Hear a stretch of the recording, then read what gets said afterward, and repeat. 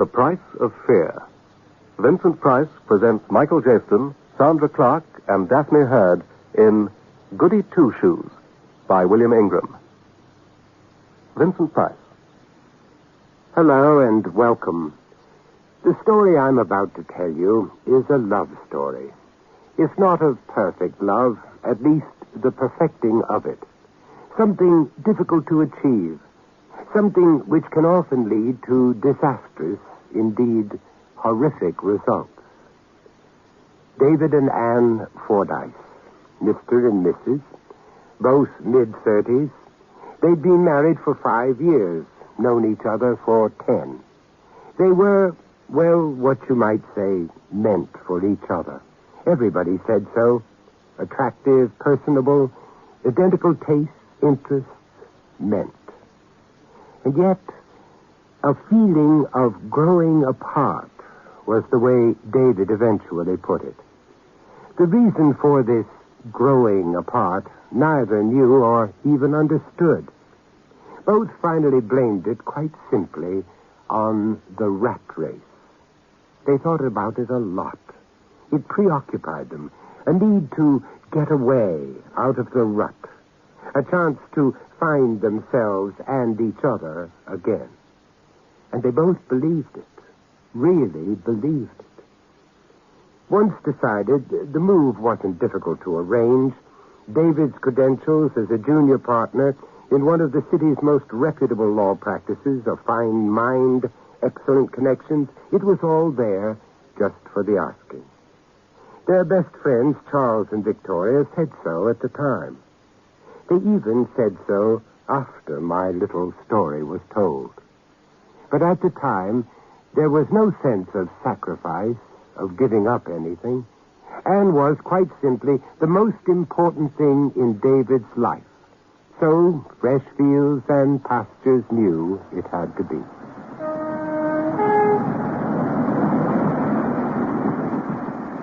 The city chambers lost him to a small country practice. Their stylish Georgian terrace house in London to a temporary flat above the office in that distant market town in deepest Devonshire. And it was from there, every weekend, they'd drive deeper, ever deeper, into the surrounding countryside, in search of, well, at the time they'd both have found it impossible to put a name to that. It was late evening when we got that first glimpse of Tice Cottage. Just a glimpse at first. Briefly, between the hedges and high elms. Only the roof, really. Torn flat. No smoke rising from the lopsided old chimney. Neglected. But strangely beckoning. Darling, hold on. Have a heart. You need a flamethrower to get rid of these brambles. Oh, it gets better once you find the path. It certainly couldn't get worse. What? You do realize we're trespassing. Whatever happened to your spirit of adventure? I left it at the gate. Oh, come on, then. Come on.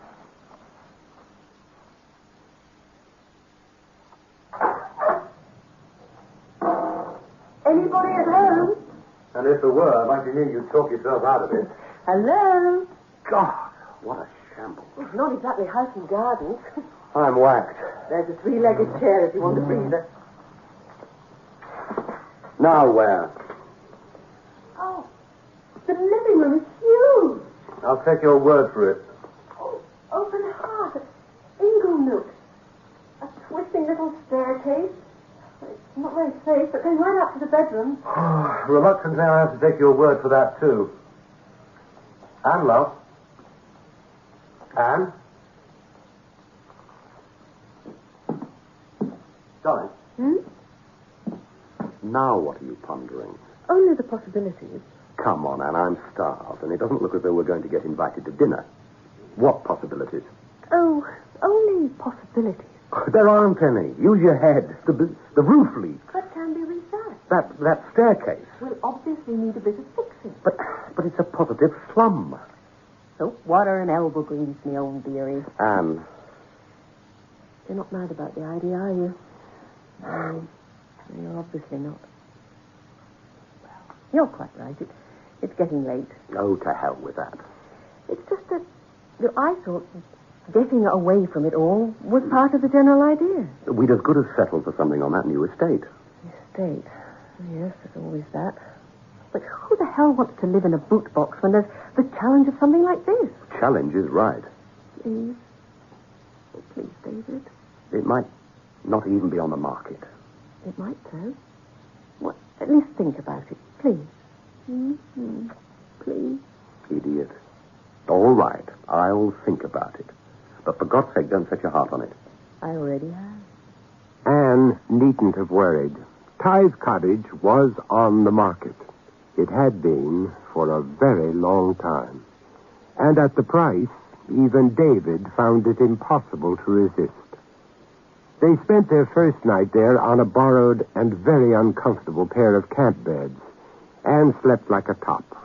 David, hardly at all. Breakfast was served amidst the debris of the old cottage scullery.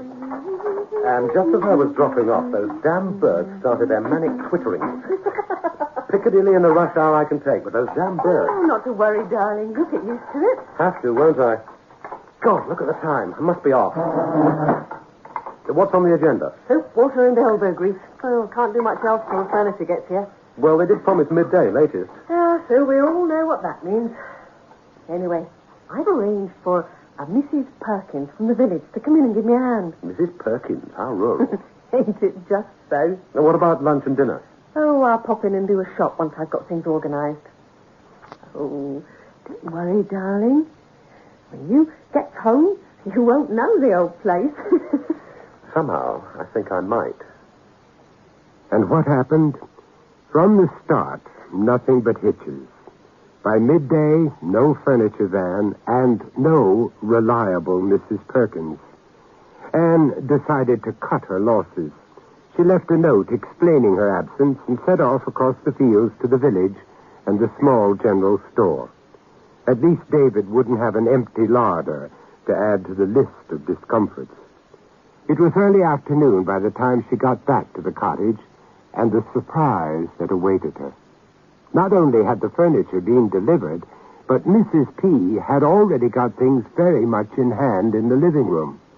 The carpet down, the three-piece suite arranged very much as she would have chosen. And upstairs in the bedroom, her dressing table was just in the place that she would have chosen. Well. Clever old Mrs. Perkins. It wasn't until an hour or so later, when that clever lady called up to her from the bottom of the stairs, that she realized that something was amiss. Hello? Anybody home? Mrs. Fordyce? Yes. Oh, you up there then? Is that you, Mrs. Perkins? With you in a second. Oh, that should do it. Hello, Mrs. Perkins. Talk about the morass of centuries, I bet I hear it, Mum. Oh, you find it getting chilly? Just give me a hand to pull this seat up in a bit, and we can slam the door on it. Oh, there. Oh, that's better. That's a lovely old clock there, Mum. Yes, my husband will have to rebalance it. Oh, come on through to the living room. Would you like some tea? No, thank you, Mum. It's no trouble. I hadn't mastered that stove, but we scrounged up a primus, so... No. Really, thank you, Mum. Oh, well, later then. Is something the matter, Mrs. Perkins? I just come to say how sorry I am, I have. Sorry? Well, Jack, that's my husband. He says no need. No need to go apologizing for something that's not really of your making, he says. But like I says, as far as that poor woman's concerned, all water under the bridge. None of it her doing. Well, her not to know, I says. Least I can do is to get up there now and say how sorry I am for not being able to get here at all, Mum. Not able to get here at all? Mrs. Perkins, you did say... Coming up, then? Up? No, it's just that I had to go into the village for a few things, and I left you a note, but If you've just got here, you won't know about the note. No, Mum. Anyway, it all took rather longer than I expected. Down in the village, I mean. But when I got back, most of the furniture neatly stacked in the front garden, and this room arranged, just as you see it now. I just took it for granted it was your doing, you see. Oh, my dear. Mrs. Perkins? My dear Laura. Oh, look, are you all right? Here, oh, sit down for a minute. There should be some brandy. No, I'm all right in a minute, Mum. So, started already, as She? I might have known. Should have expected it in view of what's gone afore. But it being such a long time now since the last couple moved out. Always townies. 1 foot inside the door and it's love at first sight. But no sooner settled than moving on again. And always of a sudden, like. Didn't they give a reason? Most locals never got that close. None of our business was it. So what call us to ask the whys and wherefores? Just a moment ago, you said, started again, has she? Did I, Mum? She. You did say she. 2 shoes. I'm sorry? Goody 2 shoes. Now, you can smile. Just a name for her, good as any other. Nursery rhyme name. No telling for why they first give it to her. But when I were a little maid, I used to listen to the old ones talking in the village and telling the tale. And smile. Just smile. Tell me about her, Mrs. Perkins. Well, the right to know. The right to know. Well, abandoned on her wedding day at the church, according to hearsay. Oh, nothing so much thought in these days, but in Goody's time. No, even now, possible to imagine the snidings and the whys and wherefores on every tongue. This cottage is all ready and prepared, seemingly. So 'tis here she comes and stays and never ventures, swearing never to be seen again by another living soul. Out the night and in the day was what they reckoned.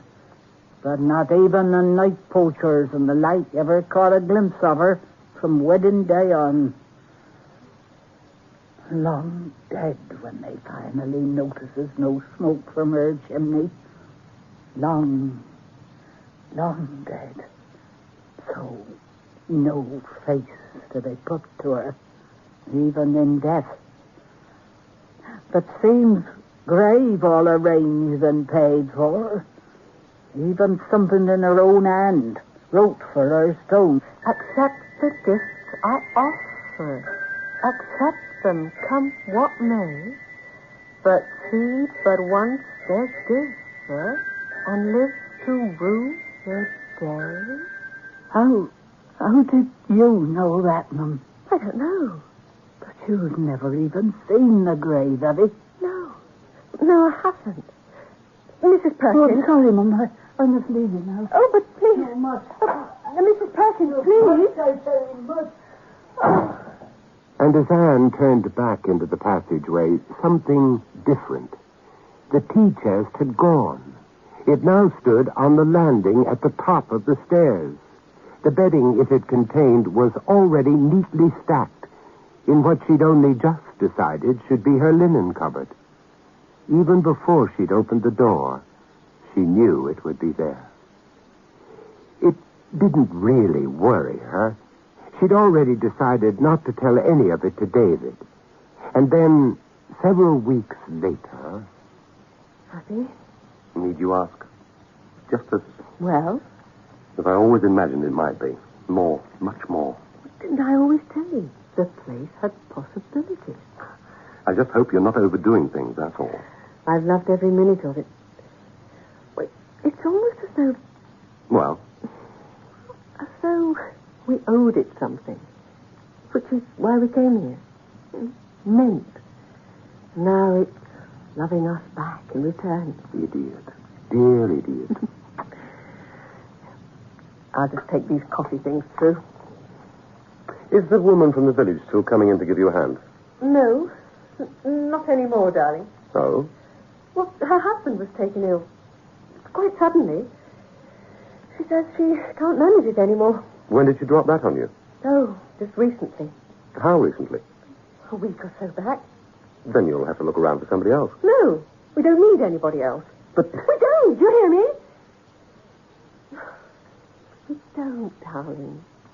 Really, don't. She didn't, of course.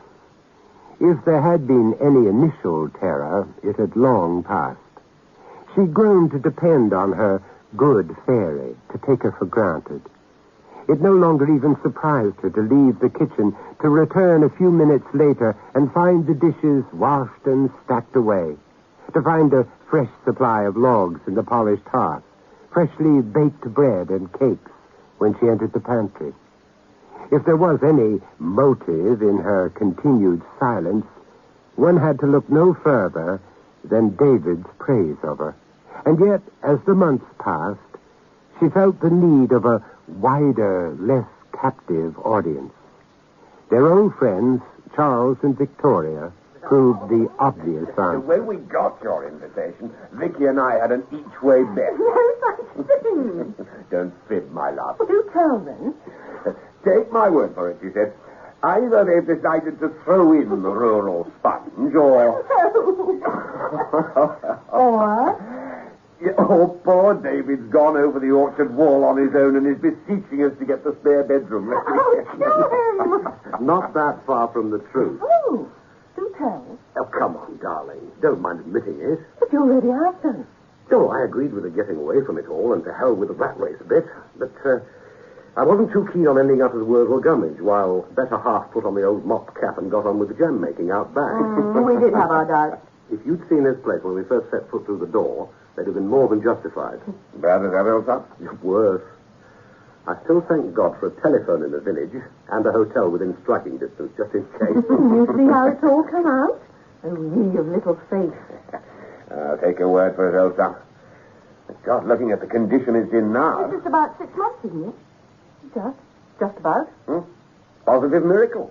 Yes. Yes, I suppose it must seem like a bit of a miracle. You all right, darling? Fine. Everything's fine. I just felt a bit stuffy in here for a moment, that's all. Charles, Victoria, can I get you anything else? Oh, not another crumb for me, darling. You sentenced me to a 6-month fast as it is. Some blowout here, old girl. Oh, superb. Especially that country pie of yours. You know, I can't remember ever having sampled it before. That'd be damn surprising if you had. Oh? Mrs. Beaton, did you say, darling? Oh, previous to that, kind sir. Ever so much previous to that. Go on. Well, can we share the dark secret? But there's no dark secret, Mum. Tis common in these parts. Partridge, wood pigeon, lark, sweet Jenny Wren, if you've a mind to it. Cider soaked truffle, dill, peppercorn, fennel, and butter marjoram that have stood 1 year around. Let's catch your lark, eh? I wonder if we can order it from our local social way. No. Anne came across an old recipe book when she was clearing out the attic. Receipt, my sweet dear. Receipt. God knows how long it had lurked there. Handwritten. Oh, fascinating. Crabbed like you'd never believe. Crab, you say? Well, it seemed easy enough for you. Anyway, before you could say Mrs. Beaton's grandmother, we've resurrected the old herb garden, flirted with the local gamekeeper, and I've been playing your 18th century guinea pig ever since. You're not finding your fault, my sweet dear. So far from it. Shall I give you a hand with those? You don't stay out of there. You hear me? You hear well what I'm a-telling you. 'Tis my place. Mind? No others. No damn cause for her to go meddling in. You hear me? Anne. Oh, darling.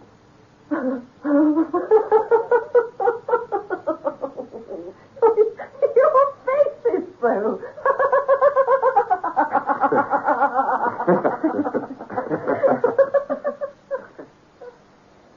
It happened several months later. Summer had gone.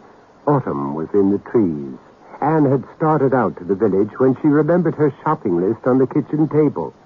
As she passed the half-drawn curtains of the living room windows, she caught her first glimpse of her. Small, Very small. Much older than I... Oh, how very old she looks. Not at all frightening, though. Such white hair, pulled neatly into a tight bun at her neck. Made to seem even whiter, I suppose, by her long black dress, reaching right to the ground. From any age. And yet, if I stretch just a little higher over the sill, I can just about see the stone floor. And on tiptoe, peering over the window ledge, Anne saw, peeping out from under the hem of the long dress, a pair of black kid shoes, polished to brilliance. On their front, 2 very large, silver, shiny buckles. Then Anne looked up. For just the briefest of moments, their eyes met. Then, the old lady was gone. Accept the gifts I offer. Accept them, come what may. But see but once their giver, and live to rue the day. For God's sake, darling, haven't you made a move yet? Oh. Here. Oh, thanks. Have to be a beaker, I'm afraid. Come to that, about the only clean crock in the house. What? And why the hell didn't you let me give you a hand with the dinner things? Dinner things. Your gourmet specialities certainly go through one hell of a lot of pots and pans. It's bloody chaos down there. But I did... What? No, nothing. They won't take me long. The way things are going lately, it'd be a damn sight better if we cleared the decks before we turned in. On top of which, that damn cat must have knocked the sugar bowl over. It's all over the ruddy place. The fire won't catch because the sticks are damp and it rained in the night. So one of us seems to have left the living room window off the catch. Oh, hell, love. I don't even have a clean shirt. It was that first morning Anne began to realize things were not as they had been, that something was amiss. Much as she tried, the shambles continued. The more she tried, the worse it got. Untidiness became chaos. Chaos turned to filth. She tried, but could do nothing to prevent it. Nothing, my dear, darling David. Nothing in the world. Simply too much. Out of my hands. See? You see? But why, love? Why? The change. There must be some reason. Beyond reason, my old dearie. All right. Perhaps I shouldn't have depended on you so much. Taking things for granted. If that's why. If it's something that can be put right. Don't laugh at me, damn you. Give me that. Don't laugh.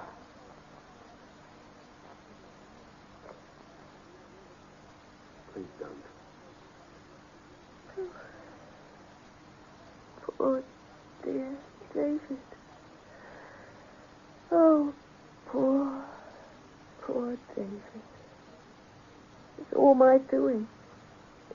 I should have told you before. Confided in you. But you've suddenly grown so proud of me. Too proud. See? I've grown to depend on it. She must have realized that. Counted on that. Right from the very first moment we walked through those doors. All those long years before. Just waiting for us. Who, my love? Her. But I don't understand. No. No, you could never understand. Too late to understand. Oh, hold me closer. Oh, please hold me. I saw her, you see. Just that once. But I should never have done that. It was the briefest glimpse. But I should never have caught her. She hated me for that. That evening, even as David walked up the path, he sensed a change in the place. The smoke curling up from the chimney, the brass knocker again worked to a brilliant shine, just as he'd remembered it.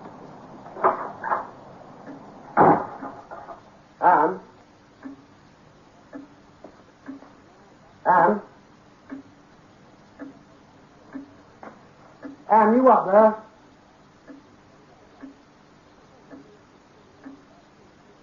It was in the kitchen he found her, dear Anne. She was wearing her favorite dress. She was smiling at him, so tender and sweet a smile, as she swung gently back and forth from the heavy oak beam.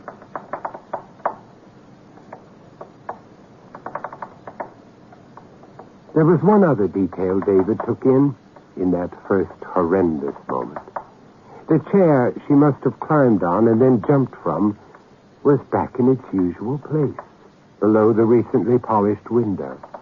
And then beneath the chair, something as incongruous as it was bewildering. A pair of shoes, of the old-fashioned kind. Much too small for Anne, tiny. Low-heeled, kid leather, polished to brilliance.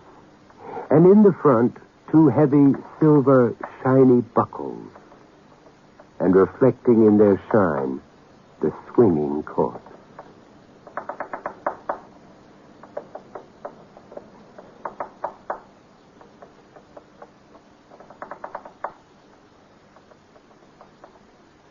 David married again. The new Mrs. Fordyce was quite the opposite of Anne. Sophisticated, poised, almost glossy. She ran her own advertising agency, far too well for her male competitors. On the domestic front, and only in a crisis, she could just about manage to top up a coffee percolator. Thatched cottages gave her hay fever. And yet the match seemed to work well enough. David probably prefers it this way. That was Goody Two-Shoes, starring Michael Jaston as David Fordyce, Sandra Clark, Anne, and Daphne Hurd, Mrs. Perkins, with Francis Jeter, Victoria, and Nigel Graham, Charles. The price of